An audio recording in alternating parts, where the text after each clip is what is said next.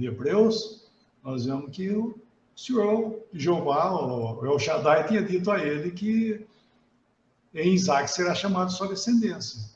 Mas nós vemos que ele estava pensando, em Hebreus mostra o que ele pensou lá em Gênesis, que não fala nada, né? Mas o que ele pensou? Ele pensou assim, ó, o Senhor está pedindo para eu ir lá, sacrificar meu filho, só que é nele que é a minha descendência, porque ele falou que era Isaac. Se ele falou que é Isaac, então se eu for lá e tiver que sacrificar ele, Deus vai ressuscitar ele para cumprir a promessa, porque é nele que é a promessa. Né? Isso, nós vemos que a fé dele realmente estava batendo no topo, né? Porque vendo que Deus era poderoso até para ressuscitá-lo dos mortos, isso que foi dito lá. Então, estou chamando a atenção no capítulo 22, porque mostra esse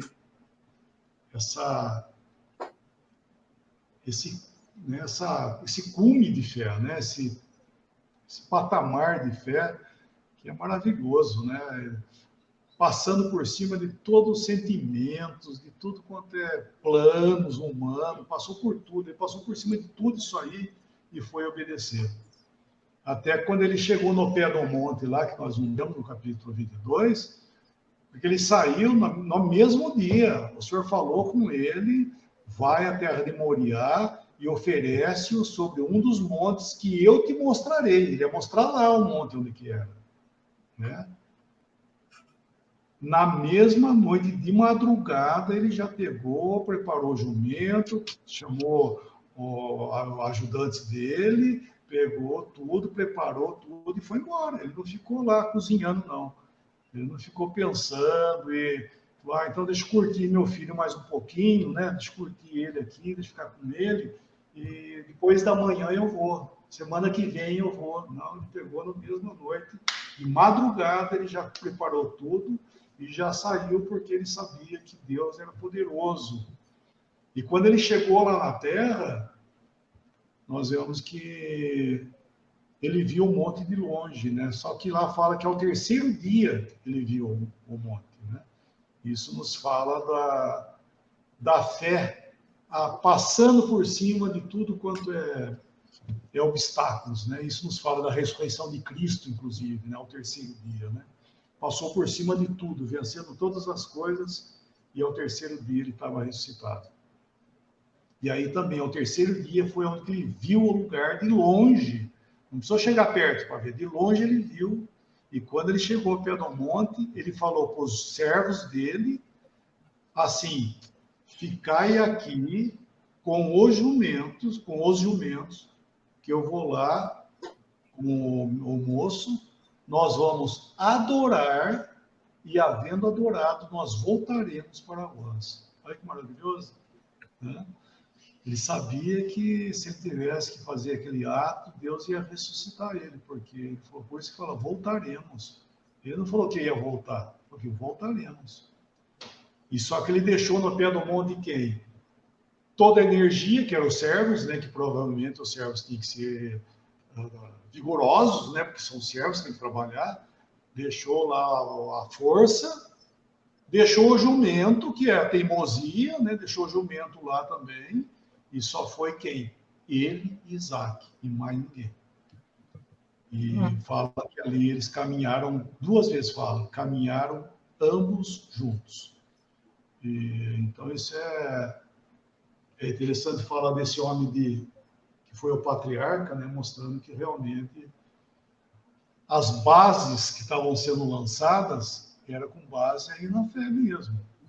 E nesse capítulo 22, mano, quando ele figuradamente, como fala lá em Hebreus, figuradamente ele fez isso, figuradamente o recobrou, né? Porque ele estava a ponto mesmo de sacrificar o filho. Mas ele foi poupado e figuradamente ele recobrou, porque Deus tinha lá, preso lá naquele monte, um carneiro preso pelos chifres. Ele estava enroscado lá pelos chifres, ele estava enroscado num arbusto e ele não conseguia sair. E era a provisão de Deus para ele.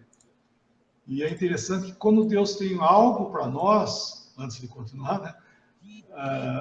Quando Deus tem algo para para tratar conosco, nós temos que seguir o que ele está falando, né? Você tem que seguir aquilo que ele está falando, porque como ele chegou lá em Moriá, havia, eu não sei quantos montes tem lá, mas quando o Senhor falou sobre um dos montes, ou seja, haviam vários montes, mas somente num monte é que tinha o carneiro preso pelos chifres, né? E isso nos fala dessa provisão divina que o Senhor tem, mas nós devemos entender que é pela fé que nós vamos entender isso aí. Então, ele tinha que ir no monte certo. Por isso que ele chamou aquele monte o monte do Senhor se proverá, né?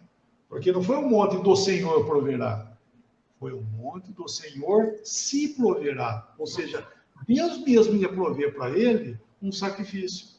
Proveu para Abraão, óbvio, né? Com maior alegria, na hora que o anjo clamou para que ele não fizesse aquilo, ele olhou e viu o carneiro preso no arbusto, falou, é esse que você deve sacrificar. É a maior alegria ele pegar aquele carneiro. Nunca, eu acho que Abraão teve tanta alegria de pegar um animal na mão como aquele lá. Ele pegou, puxa, está no lugar do filho dele, que ele ia ter que matar o filho dele, né? Mas Deus nunca aceitou sacrifício. Deus nunca aceitou sacrifício humano. Então ele pega aquele animal e sacrifica no lugar. Então por isso que ele chamou aquele monte, o Senhor se proverá, que é o Senhor que tinha se provido de tudo já. Abraão estava ali para participar dos sentimentos do Senhor com tudo aquilo do qual ele mesmo, né, o próprio Deus, ia fazer consigo mesmo, inclusive. Por isso que falou, no monte do Senhor se proverá.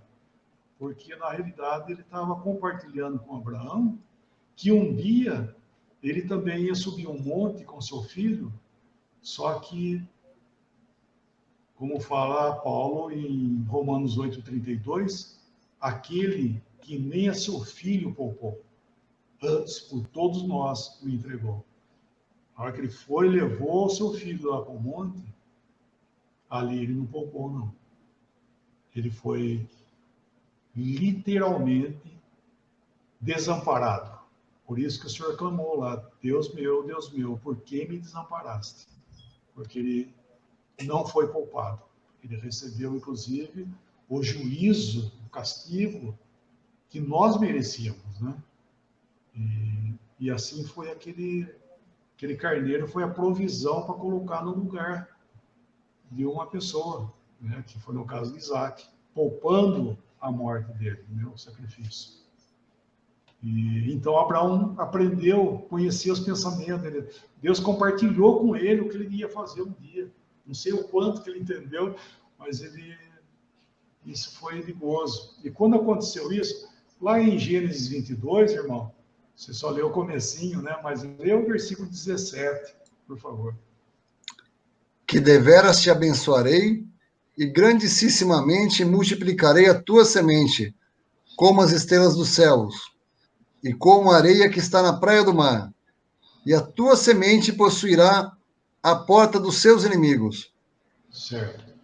Isso aí é depois que ele figuradamente faz a obra toda, faz o sacrifício, né? Tudo aquilo que foi feito ali, e daí foi dito isso a ele, né? Esse versículo aí. Mas nós vamos entender que aí você está lendo uma versão que fala só semente, né, irmão? Isso, semente. Você tem uma outra versão aí? Tenho. Atualizada é melhor. É melhor? Deixa eu pegar eu aqui. acho. Para o assunto, oi? O assunto, para o assunto devido. Tá. Desculpa, peraí, Gênesis. Gente, né? Ela fala. Eu acho que ela fala a tua descendência, que deveras te abençoarei, certamente multiplicarei a tua descendência como as estrelas do céu e como a areia na praia do mar. A tua descendência possuirá a cidade dos seus inimigos, é isso? Isso. Agora, nessa mesma versão, vamos lá para Gálatas. Gálatas capítulo 3, versículo 16, por favor. Em comparação com esse assunto aí. Ó. Ok. Gálatas 3,16. Ora, as promessas foram feitas a Abraão e ao seu descendente. Não diz e aos descendentes, como se falando de muitos, porém como de um só. E ao teu descendente, que é Cristo. Isso. Então, olha que interessante. Quando Deus estava falando com Abraão as suas promessas, ele estava mencionando, né, a bênção da descendência dele, lógico, né, a bênção, mas quando ele fala sobre a promessa, ele fala no singular, é ao seu descendente, que é Cristo. Então, o Senhor Jesus, ele sim era o depositário de toda a promessa de Abraão, estava em Cristo. Só que nesse versículo 17, que você já leu aí, por favor, se puder repetir ele para nós, aí de Gênesis 22, 17, nós encontramos aí já algo para nós. Que deveras te abençoarei e certamente multiplicarei a tua descendência, como as estrelas do céu e como a areia na praia do mar. Certo. Então aí, eu sempre chamo a atenção disso aí, né? Que a igreja não é mencionada em hipótese alguma no Velho Testamento, tá? Não adianta, pode pegar a escritura aí, chacoalhar ela de quanto é jeito, não vai sair igreja do Velho Testamento, não tem jeito, né? Não tem. Mas, para nós que vivemos no tempo dessa dispensação da graça, que é a igreja, nós olhamos para trás e nós vemos realmente figuras mencionadas acerca da igreja, que inclusive Isaac, ele é uma figura de Cristo, né? Fazendo uma obra, e nós vamos continuar o assunto aí, né? Então, mas antes de continuar, deixa eu falar. Então, esse versículo aí, ele mostra que Cristo, ele sim, é o depositário, é o vaso, vamos dizer, o vaso da bênção. Só que aí no versículo 17, ele fala que ele ia abençoar a sua descendência, ele cita duas coisas. Como a areia do mar, né, como o grão da areia do mar, e as estrelas do céu. Ele estava usando, é uma metáfora que chama isso aí ou não? Como é que chama metáfora? Metáfora. Isso. Mostrando uma coisa grande, né? Mas nós entendemos que ele estava falando de duas linhagens. A linhagem terrena, que é a areia do mar, e as estrelas do céu, que é o povo celestial, que ia sair do descendente. Então, de Cristo, realmente, saiu uma descendência que estava oculta. Quando o Senhor Jesus veio aqui, ele era o cumprimento da bênção para quem? Para Israel. Porque é lembrar que esse detalhe aí, que o chamado de Abraão, no quadro. Põe o quadrinho aí, irmão, faça favor. A imagem aí do. Tem mais alguma coisa? Só tem isso aí ou não? Eu acho que tem mais um aqui. Aí, Israel. Olha lá, é lá mesmo, agora apareceu. Volta lá. Isso, olha lá, Israel lá em cima. Então, lembrar que aí começa o tratamento de Deus com Israel. O chamamento de Abraão é o tratamento com Israel. E Israel, ele não é celestial. Israel é terreno. Então, mesmo assim, nós vemos que quando Isaac, que é uma figura de Cristo, né? Uma figura do Senhor Jesus, que foi sacrificado, né? Daí, quando foi falado desse sacrifício dele, ele menciona essas duas coisas, essas duas linhagens, a areia do mar e as estrelas do céu, porque de Cristo realmente saiu a bênção, né? Dando cumprimento à bênção para Israel, e também apareceu o quê? Apareceu o povo celestial, que é por Cristo, né? E voltando ali, não sei, tá dando para entender o que eu estou dizendo aí, mano? Tá dando Totalmente, né, irmão? Tá. Então, volta outra vez lá no capítulo 22, continua o que você havia lido no versículo 17, né? Certo. Certo? E em tua descendência serão benditas todas as nações da terra. Certo. Então, nós vemos a promessa. Deixa eu pegar aqui na minha Bíblia também. Então, nós vemos que ele está tratando de dois assuntos, né? Ali o povo terreno e o povo celestial. E lembrar que a promessa de bênção para os gentios não quer dizer necessariamente a igreja.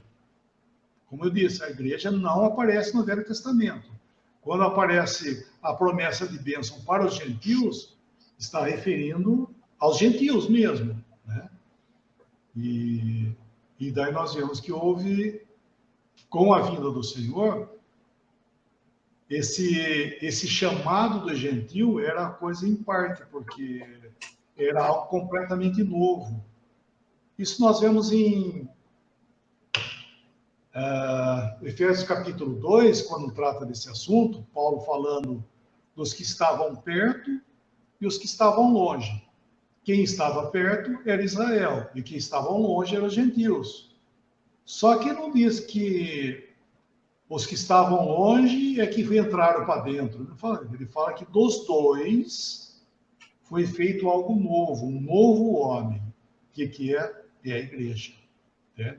Então, a igreja não é a promessa da bênção dos gentios. Embora a igreja foi tirada também dos gentios, sim. Mas agora, no tempo atual, outrora, né, haviam dois povos. Era Israel, que era o povo de Deus, e os gentios. Agora nós vemos que existem três povos. Nós vemos que existe Israel, que é o povo terreno de Deus, que está aí aguardando, né, o cumprimento da promessa terrena para eles. Estão até esperando o Messias e as suas promessas e tudo mais. E existem os gentios, que são as demais nações, e existe a igreja de Deus. Isso que Paulo fala. Não sejais escândalo ou tropeço nem para judeu, nem para grego, e tampouco para a igreja de Deus. É os três povos que agora existem. Então, a igreja não é a bênção do gentil. Tá? Só estou deixando claro isso, porque a promessa fala disso aí.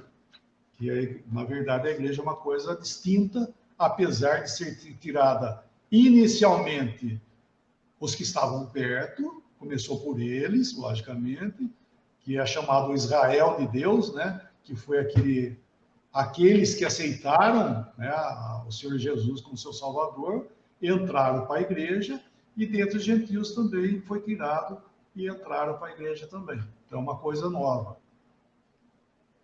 Então, aí nesse capítulo 22, nós vemos que ele continua.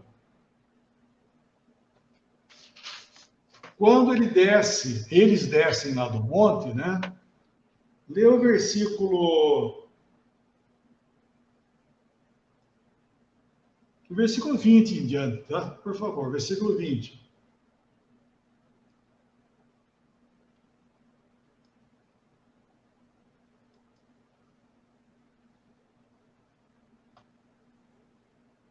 Márcio sumiu? Ué, será que ele sumiu? Voltei, tinha dado uma caída aqui. Voltei já.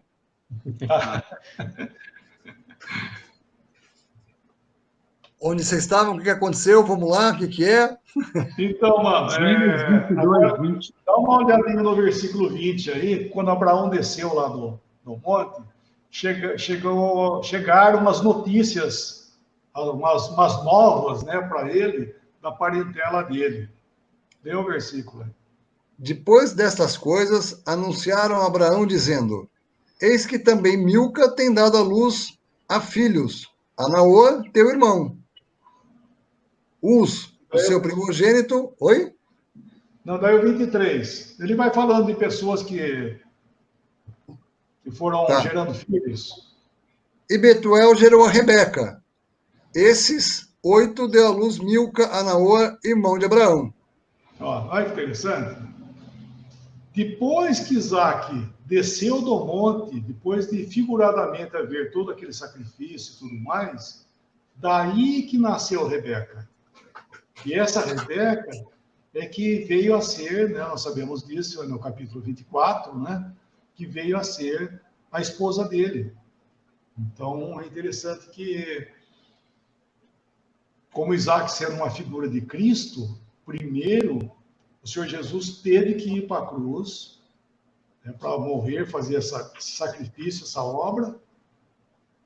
Depois que ele foi assunto aos céus, né, foi ascendido aos céus, daí que foi aparecer a igreja.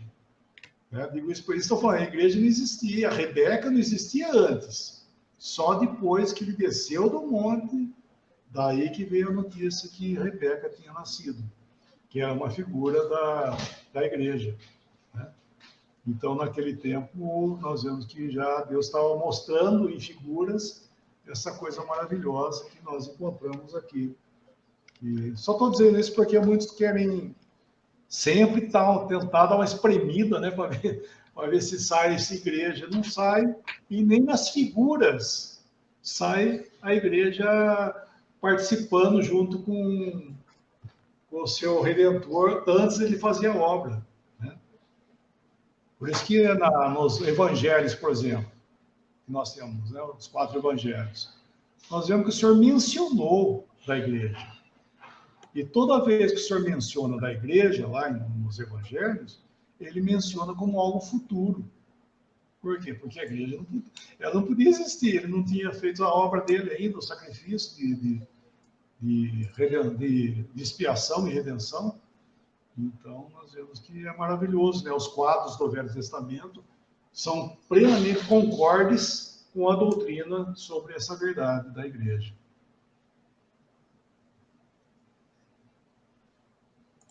E vamos seguindo.